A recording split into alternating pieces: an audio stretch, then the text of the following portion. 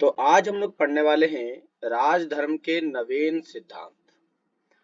राजधर्म के नवीन सिद्धांत की बात की जाए तो इसका मतलब होता क्या है। मतलब ये होता है कि हम यहाँ पर जो राजा राज करता है उसके जो धर्म होते हैं उसके नए नए सिद्धांतों के बारे में आज हम बात करने वाले हैं। तो आइए चालू करते हैं इसी टॉपिक को लेकर के। इसमें पहला पॉइंट है दक्षिण के राजा और सरदार। तो बात आती है राजा का मतलब तो हम समझ जाते हैं, लेकिन सरदार से क्या मतलब होता है, सरदार का अर्थ क्या होता है, इसके बारे में हम बात करते हैं। सरदार सामान्यतः किसी कबीले का प्रमुख होता है, किसी कबीले का प्रमुख माना जाता है। अब जब बात करते हैं किसी कबीले के प्रमुख के बारे में, तो किसी कबीले का जो प्रमुख होता है वह प्रमुख उन लोगों के द्वारा सर्वसम्मति से चुना जाता है, मतलब सभी लोगों की अनुमति के माध्यम से चुना जाता है। कहता है कि उप महाद्वीप। अब ये उप महाद्वीप का मतलब क्या होता है, तो जितना हमारा साउथ इंडिया है, साउथ इंडिया के जो पार्ट है इसी पूरे के पूरे पार्ट को ही हम कहते हैं उप महाद्वीप। तो यहाँ के दक्कन और उससे दक्षिण के क्षेत्र में स्थित तमिलकम अर्थात तमिलनाडु और आंध्र प्रदेश और केरल के कुछ हिस्से। तो देखो ये रहा आपके पास केरला, ये रहा तमिलनाडु, ये रहा आपका आंध्र प्रदेश। तो ये सभी इलाके के कुछ हिस्से को हम कहते हैं क्या, तमिलकम कहते हैं। चोल, चेर और पांड्य जैसे सरदारियों का उदय हुआ। तो कहाँ पर उदय होता है, तो वो होता है आपके उपमहाद्वीप, मतलब कि वह साउथ इंडिया के इन तीन क्षेत्रों में तमिलनाडु, आंध्र प्रदेश और केरल के अंदर किनका उदय होता है, चोल, चेर और पांड्य के उदय होते हैं। इन्हें हम क्या कहते हैं, इन्हें हम सरदारियां कहते हैं। ये राज्य बहुत ही समृद्ध और अस्थायी सिद्ध हुए। समृद्ध का मतलब तो समझ में आता है कि ये लोग काफी धनी थे, इनके पास अच्छे खासे पैसे थे, इनके पास पैसे का सोर्स था। लेकिन अस्थायी का मतलब क्या होता है, अस्थायी का मतलब होता है जो लंबे समय तक शासन करते हैं। तो लंबे समय तक शासन करने वाले जो लोग होते हैं, जो सरदार होते हैं, जो राजा होते हैं, उन्हें हम अस्थायी कहते हैं। इसी से संबंधित एक टॉपिक दिया गया है जिसका हेडिंग है सरदार और सरदारी। तो सरदार एक शक्तिशाली व्यक्ति होता है जिसका जो पद होता है, पद का मतलब जो सरदार के पोस्ट पर आएगा, ये जो पद होता है ये पद वंशानुगत होता है।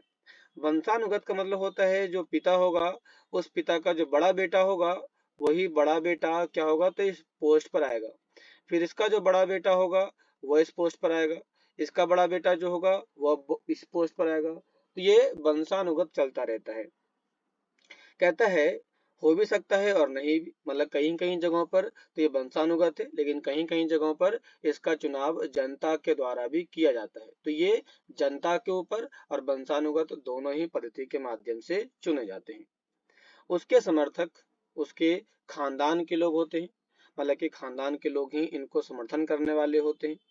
सरदार के कार्यों में विशिष्ट अनुष्ठान का संचालन करना होता है। जो सरदार होता है, ये सरदार क्या क्या काम करेगा, तो इसका जो पहला काम होता है वह काम होता है क्या, अनुष्ठान का संचालन करना। तो अनुष्ठान, अब बात आती है ना यहाँ पर कि कौन सा अनुष्ठान करेगा, किस प्रकार के अनुष्ठान का संचालन करेगा। जैसे कि बड़े बड़े पूजा पाठ हो गए या फिर यज्ञ हो गया, तो ये इस प्रकार के जो भी अनुष्ठान होते हैं इसका संचालन यही करता है। युद्ध के समय में नेतृत्व करना, तो सेना का नेतृत्व, तो सेना का जो नेतृत्व होगा वो कौन करेगा, वो भी सरदार ही करेगा। मतलब जो सरदार होगा वह समूह का मुखिया भी होगा और उसका नेतृत्व करता भी होगा। इसके साथ तीसरा काम करता है विवादों को सुलझाने में मध्यस्थता की भूमिका निभाना। तो ये क्या काम करता है, ये काम करता है मध्यस्थता का काम करता है। मतलब दो लोगों के बीच में यदि लड़ाई हो रही हो तो उसको निपटारा करने का काम करता है। वह अपने अधीन लोगों से भेंट लेता है। भेंट का मतलब ही होता है एक टाइप का टैक्स लेना, और ये टैक्स लेकर के अपने राज्य को चलाने का काम करता है और अपने समर्थकों में उस भेंट का वितरण करता है। मतलब इनके जितने भी लोग होते हैं, खास करके इनके जो खानदान के लोग होते हैं, इन खानदान के लोगों में जो भी इसे भेंट मिलता है उसको बांट दिया करते हैं। सरदारी में सामान्यतः कोई स्थायी सेना या अधिकारी नहीं होता। तो सरदारी क्या है?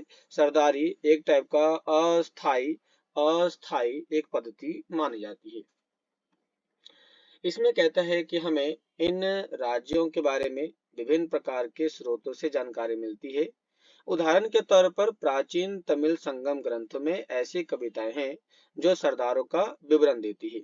तो बात आती है कि तमिल संगम ग्रंथ से किसकी जानकारी मिल जाती है? तो इससे जो जानकारी मिलती है वह मिल जाती है सरदारों के बारे में जानकारी मिलती है। किसके बारे में? सरदारों के बारे में, कि उन्होंने अपने स्रोतों का संकलन और वितरण किस प्रकार से किया। तो सरदारों ने किस प्रकार से अपने स्रोत मतलब उनके बारे में जानकारी और उनका वितरण किस प्रकार से किया, इनकी जानकारी संगम ग्रंथ से मिल जाती है जो तमिल भाषा में लिखी गई थी। कई सरदार और राजा लंबी दूरी के व्यापार के द्वारा राजस्व जुटाते थे और इनमें मध्य तथा पश्चिम भारत के क्षेत्रों पर शासन करने वाले सातवाहन और उपमहाद्वीप के पश्चिमोत्तर का मतलब होता है हमारे इंडिया का जो पश्चिम भाग है, जो नॉर्थ भाग है, ये वाला हिस्सा, तो यहाँ वाले क्षेत्रों को कहते हैं पश्चिमोत्तर या नॉर्थ वेस्ट कहते हैं। और पश्चिम में शासन करने वाले मध्य एशियाई मूल के शक शासक शामिल थे। तो अब यहाँ पर बात आता है ना, यहाँ पर राजस्व को जुटाने के लिए कौन कौन से लोग लंबी दूरी किया करते थे? लंबी दूरी कौन कौन से लोग किया करते थे राजस्व को जुटाने के लिए? तो पहले यदि बात करते हैं कौन कौन से लोग आ जाते हैं, तो पहला आपका जाता है सातवाहन। जो दूसरी बात आ जाती है वह कौन है? तो वो देखो यहाँ पे लिखा गया है शक। ये लोग थे जिनके माध्यम से बड़े स्केल पर इन लोगों ने क्या किया, तो राजस्व को जुटाने का काम किया। उनके सामाजिक उद्गम के बारे में अधिक जानकारी तो नहीं है, लेकिन जैसा कि हम सातवाहन शासकों के बारे में अध्याय 3 में पढ़ेंगे कि एक बार सत्ता में आने के बाद उन्होंने ऊंचे सामाजिक अस्तित्व का दावा किया। ऊंचा सामाजिक अस्तित्व मतलब सातवाहन ने कहा कि हम हमारा समाज के अंदर जो पद है वह पद सबसे ऊंचा है, और इन्होंने अपने आप को ब्राह्मण के तौर पर स्थापित करने का काम किया। इसका दावा वो कई प्रकार से लगाते हैं, जैसे कि इसमें अब कहा जाता है दैविक राजा के बारे में। दैविक राजा का मतलब क्या होता है? दैविक राजा का मतलब होता है जो राजा होगा, इस राजा के ऊपर देवता जैसे देवता के समान अधिकार होंगे। देवता के समान अधिकार होंगे। अब देवता के समान अधिकार होने के कारण ही इस समय के जो राजा थे वह विभिन्न प्रकार के उपाधि को धारण किया करते थे। अब इनके द्वारा उपाधि जो धारण की गई वह कौन कौन सी थी? वह उपाधि थी इनके द्वारा जो धारण किया गया वो था देवपुत्र था, देवपुत्र, स्वर्गपुत्र, ऐसे कुछ इनके द्वारा उपाधियों को अपनाया गया। आइए बात करते हैं इनके बारे में, लेकिन आगे बढ़ने से पहले हम बात करते हैं पांडे सरदार सेनगुप्त की वन यात्रा के बारे में। तो यहाँ पर हमारे पास एक महाकाव्य है, तमिल में लिखा गया है, जिसका नाम है शिल्पाधिकारम। शिल्पाधिकारम का एक छोटा सा व्यंग दिया गया है, छोटा सा अंश दिया गया है, जिसमें बताया जाता है कि जब वह वन की यात्रा पर थे तो लोग नाचते गाते हुए पहाड़ों से उतरे, ठीक उसी तरह जैसे पराजित लोग विजय का आदर करते हुए आते हैं। वे अपने साथ उपहार लाए, जिनमें हाथी के दांत, सुगंधित लकड़ी, हिरणों के बाल से बने चावल, मधु और चंदन, गेरू, सुरमा, हल्दी, इलायची, मिर्च इत्यादि वस्तुओं को उन्होंने साथ में लेकर के आया, जो क्या थे, जो उनके कह सकते हो कि समान थे। वे अपने साथ नारियल, आम, जड़ी बूटी, फल, प्याज, गन्ना, फूल, सुपारी, केला, बाघों के बच्चे, शेर, हाथी, बंदर, भालू, हिरन, कस्तूरी मृग, लोमड़ी, मोर, जंगली मुर्गे, बोलने वाले तोते आदि भी साथ में लेकर के आए। ये लोग ये उपहार क्यों लाए? सरदार इन उपहारों का किस लिए उपयोग करते थे? अब आपको पता होना चाहिए इस प्रकार के उपहार लाए जाने का मुख्य पर्पस ये था, अपने जो मुख्य देवता होते हैं या मुख्य राजा होते हैं उनको प्रसन्न करना और उनको अपने फेवर में करना, इसके लिए लाया करते थे। तो दैविक राजा से संबंधित यदि बात करते हैं तो कहता है राजाओं के लिए उच्च स्थिति प्राप्त करने का एक साधन विभिन्न देवी देवताओं के साथ जुड़ना था। मतलब यदि चाहते थे कि हमारा समाज के अंदर एक अलग उच्च स्थिति प्राप्त हो सके, तो इसके लिए वो अपने आप को देवी देवता के साथ जोड़ लिया करते थे। मध्य एशिया से लेकर पश्चिमोत्तर भारत तक शासन करने वाले कुषाण शासकों ने लगभग प्रथम शताब्दी ईसा पूर्व से प्रथम शताब्दी के ईस्वी के बीच में, मतलब ये हुआ, जो कुषाण शासक थे इन्होंने शासन कब से कब तक किया? तो कुषाणों ने शासन किया था 1 बीसी से लेकर के 1 एडी के तक इन्होंने शासन करना चालू किया था। इस उपाय का सबसे अच्छा उदाहरण प्रस्तुत किया। कुषाण इतिहास की रचना अभिलेखों और साहित्य परंपरा के माध्यम से की गई। जिस प्रकार के राजधर्म को कुषाण शासकों ने प्रस्तुत करने की इच्छा की, उसका सर्वोत्तम प्रमाण उनके सिक्कों और मूर्तियों से प्राप्त होता है। मतलब जिस प्रकार से इस समय के राजाओं ने अपने आप को भगवान से जोड़ने का काम किया था, इसकी जानकारी कुषाण के इतिहास की रचना अभिलेखों से मिल जाती है। कहाँ से मिल जाती है? तो हमें इसकी जानकारी मिल जाती है अभिलेखों से, साहित्य की परंपराओं से जानकारी मिल जाती है। इसका सबसे अच्छा उदाहरण है सिक्के पर लिखे गए मूर्तियों से उनके सबसे अच्छे वर्णन की प्राप्ति हो जाती है। थोड़ा सा आगे बात करते हैं तो कहता है कि उत्तर प्रदेश में मथुरा के पास, कहाँ पर? उत्तर प्रदेश में मथुरा के पास माट के एक देव स्थान पर कुषाण शासकों की विशाल काय मूर्तियां लगाई गई थी। मतलब कि विशाल मूर्ति की स्थापना की गई थी। किनकी? तो वो थे कुषाणों की। यदि आप इनकी मूर्ति को देखना चाहें तो उनकी मूर्ति कुछ इस प्रकार से थी।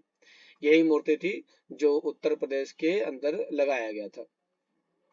थोड़ा सा इसके बारे में बात करते हैं तो कहता है अफगानिस्तान के एक देवस्थान पर भी इसी प्रकार की मूर्तियां मिली। तो हमें कुषाण राजाओं की जानकारी दो जगह से मिल जाती है। पहला यूपी से मिल जाती है और दूसरा अफगानिस्तान से मिल जाती है। कहता है कि कुछ इतिहासकारों का मानना है कि इन मूर्तियों के जरिए कुषाण स्वयं को देवतुल्य, मतलब देवता के समान प्रस्तुत करना चाहते थे। कई कुषाण शासकों ने अपने नाम के आगे देवपुत्र, देखो ध्यान देना, इन्होंने कौन कौन सी उपाधि धारण की थी? देवपुत्र की उपाधि धारण की। संभवतः इन लोगों ने जो इस प्रकार की उपाधि को धारण किया था वह चीन के शासकों से प्रेरित होकर के उन्होंने अपनाया, जो अपने आप को स्वयं स्वर्ग पुत्र कहा करते थे। तो बात आती है स्वर्ग पुत्र किन्होंने अपने आप को कहा था? तो ये बात चीन के लोगों ने अपने आप को कहा था, जिससे प्रभावित होकर के कुषाणों ने भी अपने आप को देवपुत्र की उपाधि धारण कर ली। इसमें कहता है 4th सेंचुरी के बारे में। 4th सेंचुरी में गुप्ता साम्राज्य सहित कई बड़े साम्राज्यों के साक्ष्य मिलते हैं। तो 4th सेंचुरी के टाइम में हमें किनकी जानकारी मिल जाती है? तो हमें मिल जाती है गुप्त के बारे में मिल जाती है, हमें मिल जाती है कुषाणों के बारे में मिल जाती है। तो इन दोनों की जानकारी मिल जाती है। कहाँ से मिल जाती है? तो हमें इनकी जो जानकारी होती है वह जानकारी हमें अभिलेखों से मिल जाती है। किसे मिल जाती है? तो अभिलेखों से मिल जाती है। इस प्रकार से हम यहाँ पर क्या देखते हैं? तो इनमें से कई साम्राज्य सामंतों पर निर्भर थे और अपना निर्वाह स्थानीय संसाधनों के द्वारा करते थे, जिसमें स्थानीय संसाधन के तौर पर भूमि पर नियंत्रण शामिल था। मतलब यदि गुप्ता है तो वह अपना राज्य कैसे चलाएगा? तो वो अपना राज्य चलाने के लिए स्थानीय संसाधन जैसे कि भूमि के ऊपर निर्भर रहा करते थे। भूमि पर लोगों से खेती करवाना और उनसे कर वसूलना और उनके माध्यम से अपने राज्य को चलाना इनका मुख्य उद्देश्य था। कहता है कि वे शासकों का आदर करते थे और उसकी सैनिक सहायता भी करते थे। जैसे यदि एक राजा है और इसने युद्ध करने का काम किया है, युद्ध कर रहा है, तो इसको जो भी सेना चाहिए वह सेना कौन देगा? तो बी देगा। यदि बी भी लड़ाई करने चला गया तो इसको जो सेना होगा वह सी देगा और इसको डी देगा, और फिर ए भी अपना कंट्रीब्यूशन इन दोनों के तीनों के आपस में करेगा। इस प्रकार से कहा जाता है कि जो सामंत शक्तिशाली होते थे वे राजा भी बन जाते थे और जो राजा दुर्बल होते थे वह बड़े शासकों के अधीन हो जाया करते थे। जैसे कि यदि हम बात करते हैं कुषाणों के बारे में, कुषाण यहाँ पर काफी बड़े समृद्धशाली थे। तो इनके नीचे जितने भी छोटे छोटे सरदार थे, सरदार खास करके क्या थे? तो सरदार जो थे, सॉरी सॉरी सॉरी जो सरदार थे वह एक्चुअल में कुषाण राजा के अधीन रह करके ही काम किया करते थे। गुप्त शासकों का इतिहास साहित्य, सिक्कों, अभिलेखों की सहायता से लिखा गया था। मतलब गुप्त शासकों के बारे में हमें जो जानकारी प्राप्त होती है वह जानकारी कहाँ से प्राप्त होती है? तो वह जानकारी हमें मिलती है अभिलेखों से, सिक्कों से और साहित्य से हमें इनकी जानकारी मिल जाती है। तो हम इसके बारे में थोड़ा सा इसको अंडरलाइन कर लेते हैं कि गुप्ता के बारे में जो जानकारी मिलती है वो साहित्य से, सिक्कों से और अभिलेखों से प्राप्त होती है। और इसी के माध्यम से हमने क्या किया, तो इनके बारे में लिखने का काम चालू किया। इसी में ये कहा जाता है कि साथ ही कवियों के द्वारा अपने राजा या स्वामी की प्रशंसा में लिखी प्रशस्तियां भी उपयोगी रही। मतलब अब यहाँ पर एक चीज और जोड़ सकते हैं कि जो गुप्ता की जानकारी प्राप्त होती है वह प्रशस्तियों से भी प्राप्त हो जाती है। आगे कहता है कि यद्यपि इतिहासकार इन रचनाओं के आधार पर ऐतिहासिक तथ्य निकालने का प्रयास करते हैं। ये ऐतिहासिक तथ्य का मतलब क्या होता है? ऐतिहासिक तथ्य का अर्थ होता है एक ऐसा निर्णय या एक ऐसी बातों को निचोड़ निकालना जो ये बात करता हो कि गुप्ता एक्चुअल में थे कौन और ये कहाँ से आए थे, इनके बारे में इतिहास की रचना करना, यही इनके प्रमुख तौर से माने जाते हैं। आपके जो क्वेश्चन आते हैं वो क्वेश्चन यहाँ से ये आता है कि बताइए ये दोनों सिक्के कौन से हैं, किसके हैं? तो कहता है कि एक कुषाण सिक्का है जो अग्रभाग पर कनिष्क, ये जो अग्रभाग है इसके जो डायग्राम बनाया गया है ये कनिष्क का है, और पृष्ठ पर जो बनाया गया है वो देवता का है। तो ये जो किसका है, ये देवता का चित्र बनाया गया है। तो यहाँ पर ये जो है राजा को देवता के समान दर्शाने के लिए इस प्रकार के चित्रों को बनाने का और सिक्कों को ढालने का काम किया गया था। आगे कहता है लेकिन उनके रचयिता तथ्यात्मक विवरण की अपेक्षा उन्हें काव्यात्मक ग्रंथ मानते हैं। मतलब यदि आपने गुप्ता के बारे में किताबें लिखी, किसके माध्यम से, इतिहास के माध्यम से, तो आपने जो किताबें लिखी है वो किताबें तथ्यात्मक विवरण नहीं है बल्कि वो काव्यात्मक ग्रंथ उनको माना जाता है। उदाहरण के तौर पर इलाहाबाद स्तंभ अभिलेख के नाम से प्रसिद्ध प्रयाग प्रशस्ति की रचना हरिसेन ने किया था, जो स्वयं गुप्त सम्राट के संभवतः सबसे शक्तिशाली सम्राट समुद्रगुप्त के राज कवि थे। इन्होंने इसकी रचना संस्कृत में की थी। अब यहाँ से कुछ लोगों को हमेशा ही समस्या आती रहती है, जैसे कि क्या, पहली बात तो ये आती है कि प्रयाग प्रशस्ति। यदि हम बात कर लेते हैं प्रयाग प्रशस्ति के बारे में, तो बात यह आती है कि जो प्रयाग प्रशस्ति है इसकी रचना किसने की थी। इसकी रचना की बात करते हैं तो इसकी रचना हरिसेन ने किया था। किसने किया था? हरिसेन ने किया था।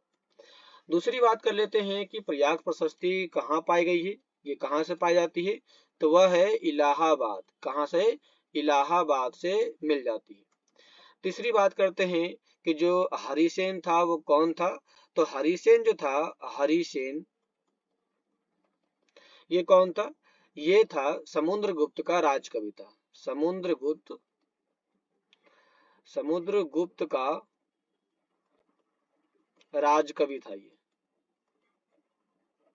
ठीक है, तो यहाँ से हमें इसकी जानकारी मिल जाती है। इसे किस भाषा में लिखा गया? इसे लिखा गया संस्कृत भाषा में लिखा गया था। चलते हैं आगे। तो समुद्रगुप्त की प्रशस्ति के बारे में कुछ बातें कही गई है। आइए देखते हैं कि प्रयाग प्रशस्ति के एक अंश में क्या लिखा गया है। कहता धरती पर उनका कोई प्रतिद्वंदी नहीं था। अनेक गुणों और शुभ कार्यों से संपन्न उन्होंने अपने पैर के तलवे से अन्य राजाओं के यश को मिटा दिया।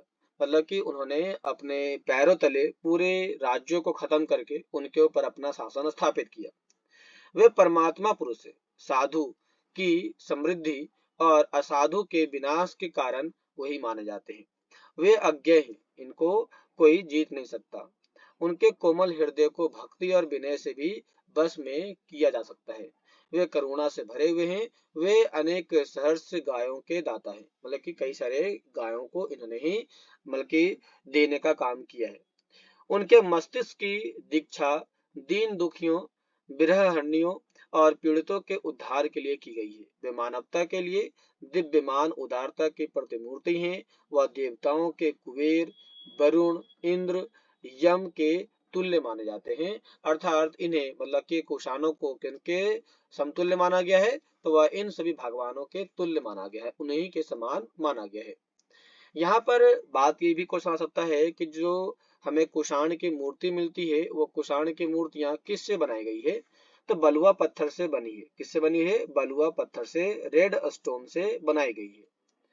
इन मूर्तियों में ऐसी क्या विशेषता है जिनसे ये प्रतीत होता है कि यह एक राजा की मूर्ति है।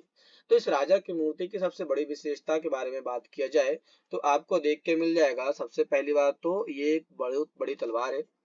दूसरी बात देखोगे कि ये भी एक बहुत बड़ी तलवार है, दोनों ही हाथों में तलवार के देखने को मिल जाते हैं साक्ष्य। दूसरा है कि इनके बड़े बड़े वस्त्र जो पूरे पैर तक ढके हुए हैं, इनके वस्त्र जानकारी मिल जाती है। तीसरा जो है वह है इनके पैरों में इस प्रकार के जूते की जानकारी मिल जाती है जो चमड़े के साक्ष्य देखने को मिल जाते हैं।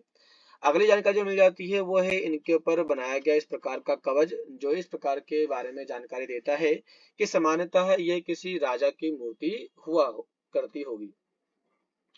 चलते हैं आगे, तो आगे के नेक्स्ट टॉपिक में हम पढ़ने वाले हैं बदलता हुआ देहात, कि देहात में किस प्रकार के बदलाव आए। इसके बारे में हम नेक्स्ट टॉपिक में विस्तार से बात करेंगे। आज के टॉपिक में हमने बात किया यहाँ पर राजा के बारे में, कुषाणों के बारे में, गुप्ता के बारे में, और इसके साथ साथ हमने ये भी बात किया कि सरदार और सरदारियां क्या होती हैं। तो आज का टॉपिक यहीं पर खत्म होता है। ये आपको कैसा लगा जरूर बताइए और वीडियो को सब्सक्राइब लाइक जरूर करें। तो मिलते हैं नेक्स्ट क्लास में, तब तक के लिए धन्यवाद।